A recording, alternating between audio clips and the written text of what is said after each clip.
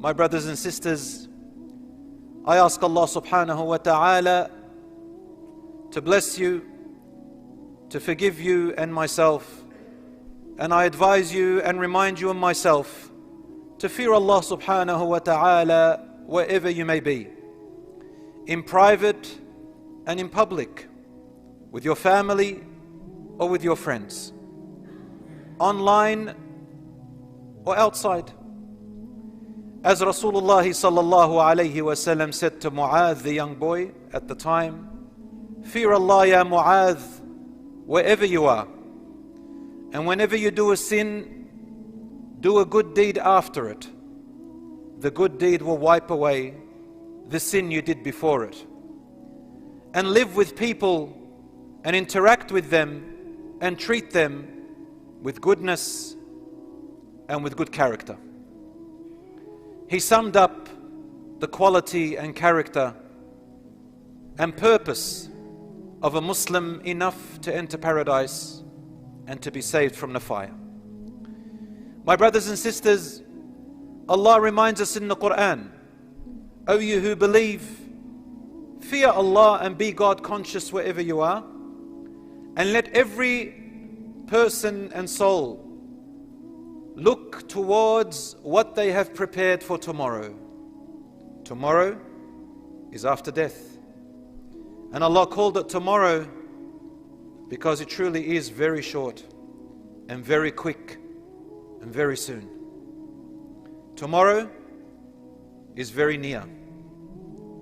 إِنَّهُمْ يَرَوْنَهُ بَعِيدًا وَنَرَاهُ قَرِيبًا. Allah says that they who went against the Prophet ﷺ when talking about the Day of Judgment, and they denied it, and they thought that this is the only life and there's nothing after it, Allah says they assume and see that it is very far away if it exists to them, but we see it very close. Judgment Day is close, brothers and sisters. Allah says also, كَأَنَّهُمْ يَوْمَ يَرَوْنَهَا لَمْ يَلْبَثُوا إِلَّا عَشِيَّةً أَوْ ضُحَاهَا.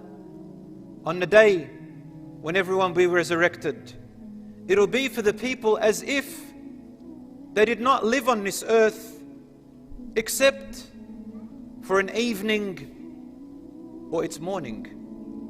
Ask a person who is 40 years old, how quick did time pass?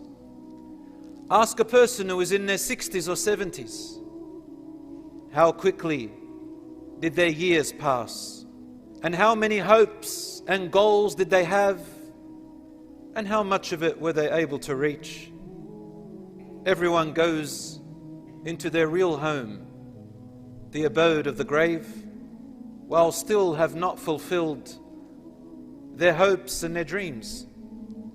But for a believer, we know that we are only temporarily in this world like a wayfarer. كن في الدنيا كأنك غريب أو عابر سبيل. Be in this life as if you are a stranger or a wayfarer passing by. Do not confuse stranger with weird. A stranger is a person who looks at the environment and the location that they're at, but sees themselves following something which the majority are not. Sees themselves that they don't belong there forever, that they have another destination after there. This world is like that. And it is a mata'. Mata' is the Arabic word for when you use for luggage when you travel. You don't take everything with you in the luggage.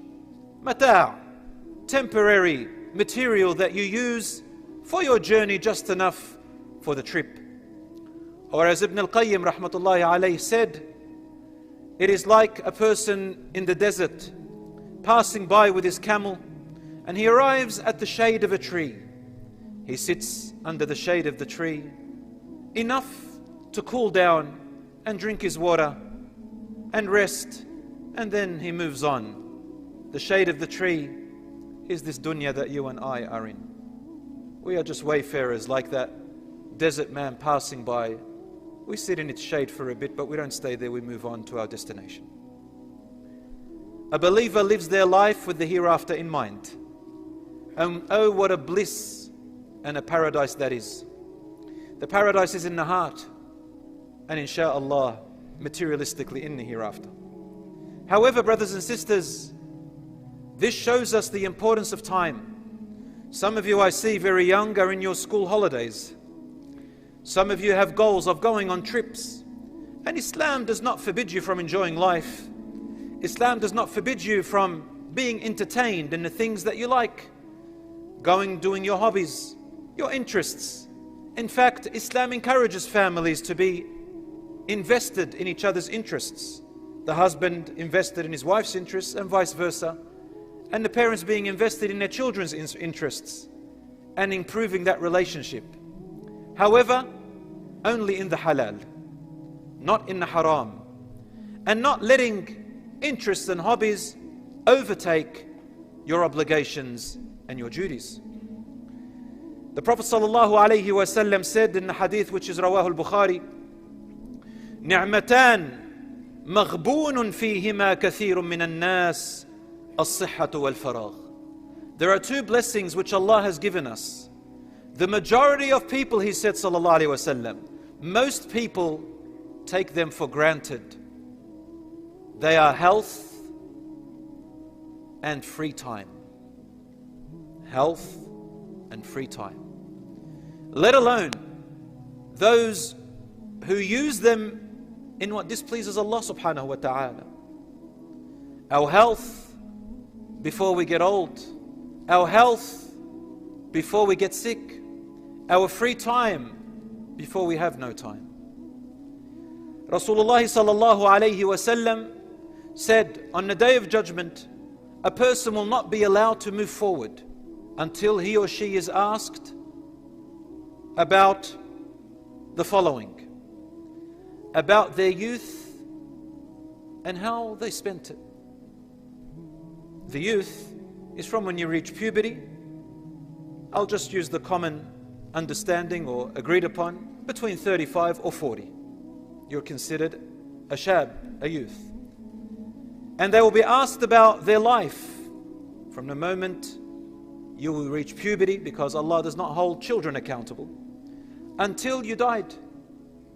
What did you do with your life? How did you live your life? And he will be asked about his wealth.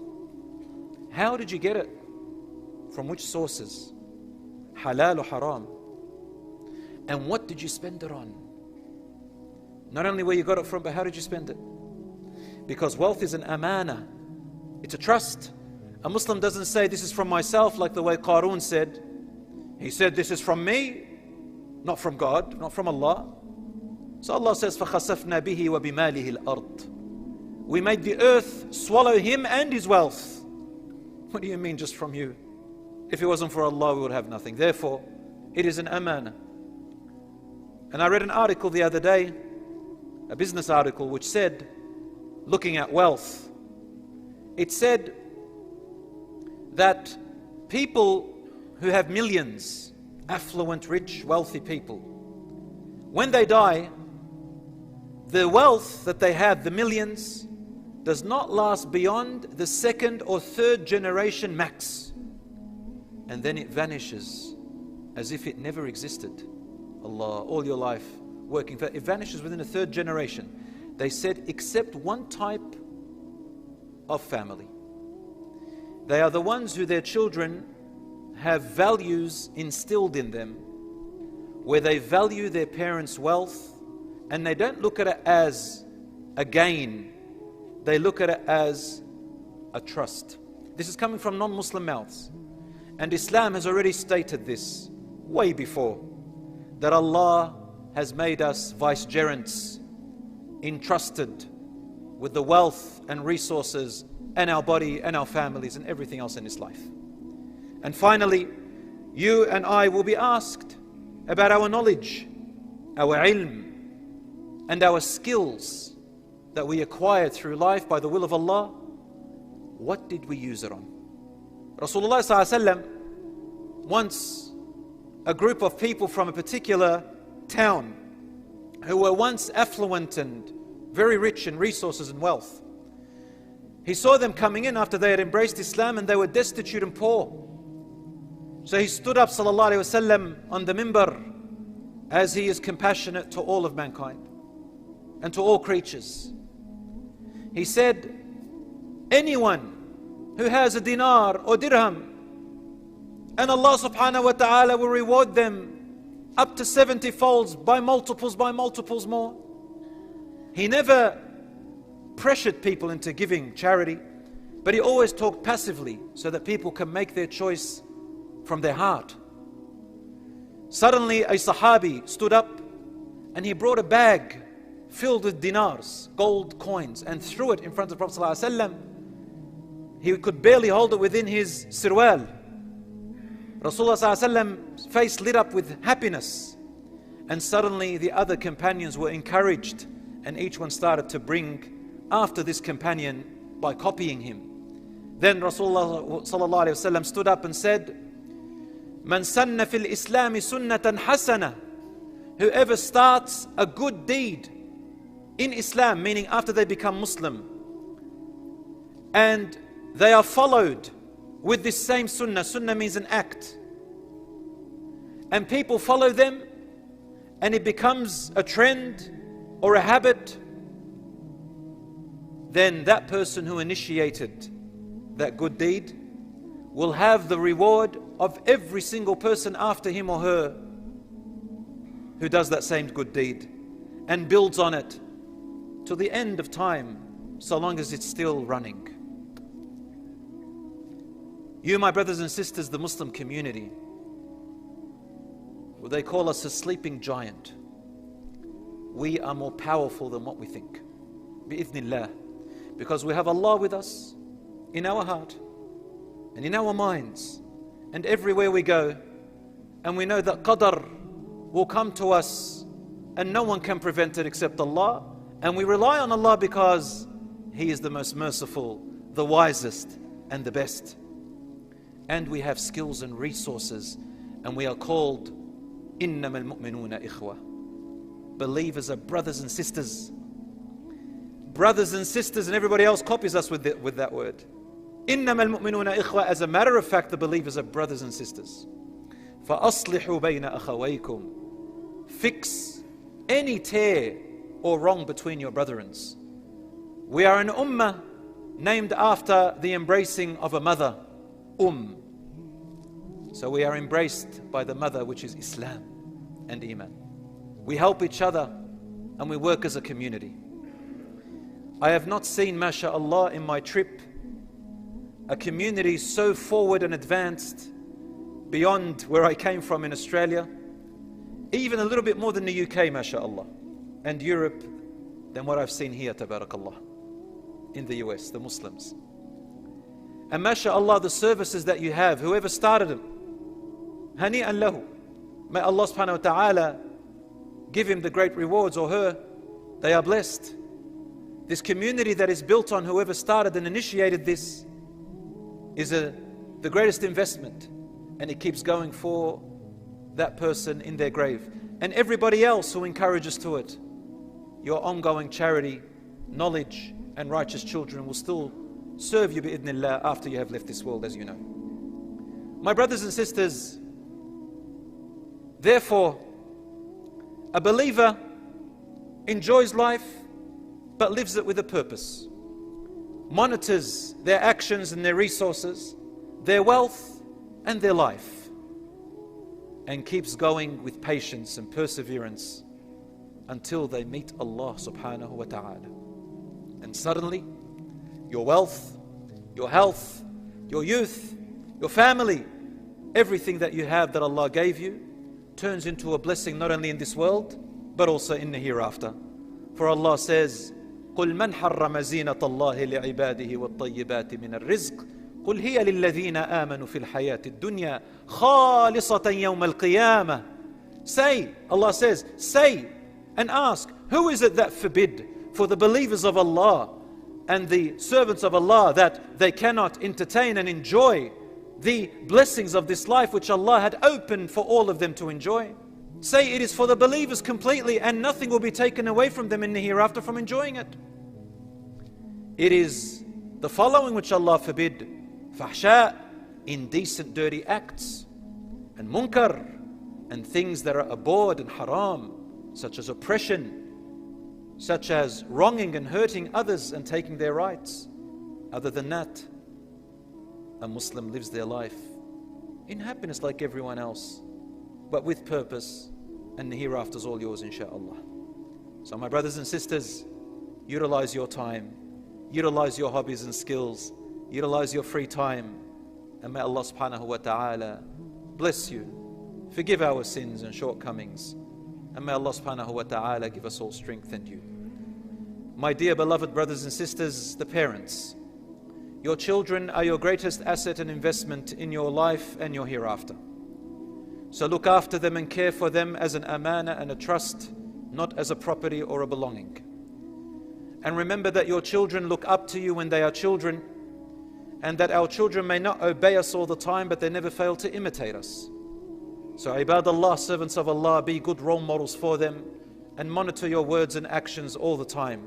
May Allah bless you, and may Allah give you that strength and guidance. My brothers and sisters, the greatest asset is our children after we leave this world. Rasulullah sallallahu alayhi wa sallam counted 3 things that are ongoing, and they are a charity which we left behind, knowledge which we left behind that people still learn from that is beneficial, and the righteous child which makes dua for us. In fact, in a hadith which has been authenticated by some of the muhaddithin scholars, that a person will see their level rise in the hereafter, and they say, "Anna li hadha." Where did I get this extra level from when my deeds were enough or had finished? And the angels say to them, بِدُعَاءِ وَلَا بِاسْتِغْفَارِ وَلَدِكَ الصَّالِحِ لَكَ, by the seeking of forgiveness of your righteous child which you left behind. Share with them their hobbies, their feelings, and your vulnerabilities, and make your home a home of nurturing, where your children can talk to you, especially about their growing needs when they become teenagers. Share with them this and let them know that you're not going to judge them, but you're going to help them. And don't turn your homes in only instructions and rules, although that is needed. Give it a time and space for happiness and for fun as well. And when the children see their mother and father on the same page, even if they conflict, they reconcile, then inshaAllah your children will grow up healthy in every way, inshaAllah. My brothers and sisters, may Allah subhanahu wa ta'ala protect you. May Allah subhanahu wa ta'ala bless you. May Allah subhanahu wa ta'ala bless you, my young brothers and sisters and my young children. May Allah make you leaders of the righteous. May Allah subhanahu wa ta'ala make you among those whom He chooses to be among His awliya, His most beloved and loyal. I ask Allah subhanahu wa ta'ala to forgive our sins, to reward us for our deeds and not make them go in vain. I ask Allah subhanahu wa ta'ala to protect our families and to protect us while we are living and while we are dead. I ask Allah to hide our faults and shortcomings and forgive us for what people don't know about us. I ask Allah to make us better than what they assume of us. I ask Allah subhanahu wa ta'ala to make the Quran the garden of our hearts and the guide of our life and the guide in the hereafter and the savior from the fire and the entrance card into Jannah. May Allah subhanahu wa ta'ala have mercy upon the martyrs of our brothers and sisters in Gaza, Palestine, and everywhere around the world. May Allah subhanahu wa ta'ala cure their sick and lift the oppression off them. May Allah subhanahu wa ta'ala relieve them of their atrocities. May Allah subhanahu wa ta'ala protect them.